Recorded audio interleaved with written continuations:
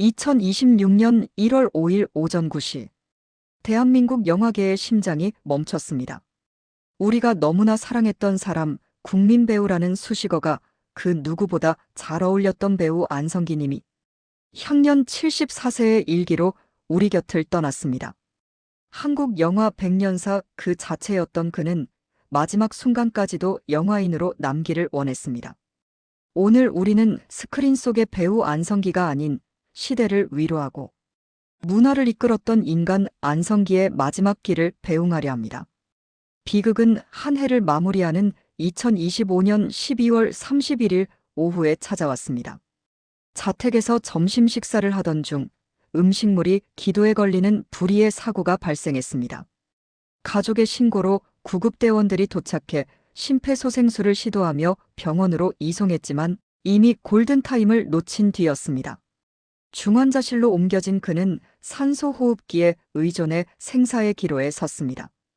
더욱 가슴 아픈 것은 사고 다음 날인 1월 1일이 바로 그의 74번째 생일이었다는 사실입니다.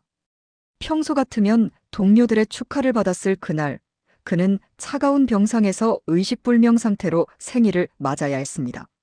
미국에 있던 장남 안다빈 씨가 급거 귀국했고 부인 오소영 여사와 차남 안필립 씨가 눈물로 그의 곁을 지켰습니다. 하지만 기적은 일어나지 않았고 이번 엿새 만인 1월 5일 그는 영원한 안식에 들었습니다. 사실 그의 싸움은 이번이 처음이 아니었습니다. 지난 2019년 혈액암 진단을 받은 그는 배우로서 아픈 모습을 보이고 싶지 않다며 투병 사실을 숨긴 채 항암 치료를 견뎌냈습니다. 이듬해 완치 판정을 받으며 다시 우리 곁으로 돌아오는 듯 했지만 암세포는 야속하게도 다시 그를 찾아왔습니다. 대중에게 큰 충격을 주었던 2023년 4월 민주평화상 시상식. 항암 치료 부작용으로 퉁퉁 부은 얼굴, 가발을 쓴 채 부축을 받고 단상에 오른 안성기님. 하지만 그의 눈빛만은 형형했습니다. 남은 삶에서 열정을 다해 새로운 희망을 찾겠다던 그의 목소리는 병마와 싸우는 환자가 아닌 영원한 현역 배우의 외침이었습니다. 배창호 감독은 회고합니다. 그는 마지막까지 시나리오를 손에서 놓지 않았다고 말이죠. 안성기의 역사는 곧 한국 영화의 역사입니다. 전쟁의 상처가 채 아물지 않은 1957년 5살의 나이로 데뷔한 그는 천재 소년이었습니다. 특히 1959년 영화 10대의 반항으로 미국 샌프란시스코 영화제에서 아역상을 수상하며 한국 배우 최초로 해외 영화제 연기상을 거머쥐었습니다. 하지만 그는 대다수의 아역 스타들이 걷는 길을 거부했습니다. 평범한 사람의 삶을 알아야 진짜 연기를 할 수 있다. 그는 과감히 연기를 중단하고 공부를 시작해 대학에 진학했고 베트남전 파병 세대로서 장교로 군 복무를 마쳤습니다. 이 10년의 공백은 훗날 그가 1980년대 한국 사회의 모순과 아픔을 리얼하게 연기할 수 있는 가장 강력한 무기가 되었습니다. 1980년 성인이 되어 돌아온 안성기는 단지 잘생긴 스타가 아니었습니다.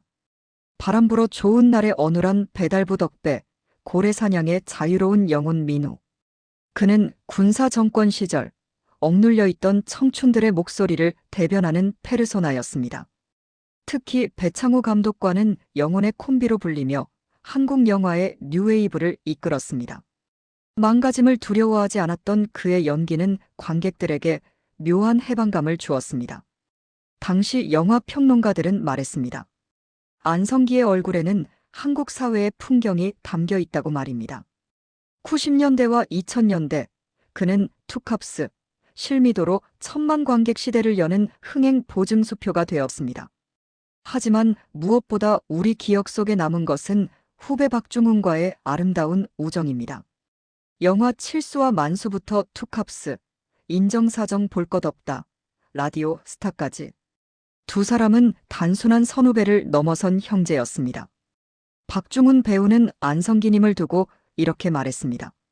안성기 선배는 내가 추월하지 않고 안전하게 따라갈 수 있었던 거대한 트럭이었다. 지금 그 거대한 트럭이 멈춰 섰습니다.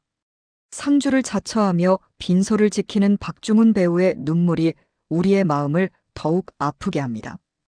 우리가 안성기를 국민 배우라 부르는 진짜 이유는 그의 연기력 때문만이 아닙니다. 70년 가까운 연예계 생활 동안 단 한 번의 스캔들도 없었던 철저한 자기관리. 촬영장에 가장 먼저 도착해 단역 배우들까지 챙겼던 배려심. 그리고 30년 넘게 이어진 유니세프 친선대사 활동과 영화인 자녀를 위한 장학재단 운영까지.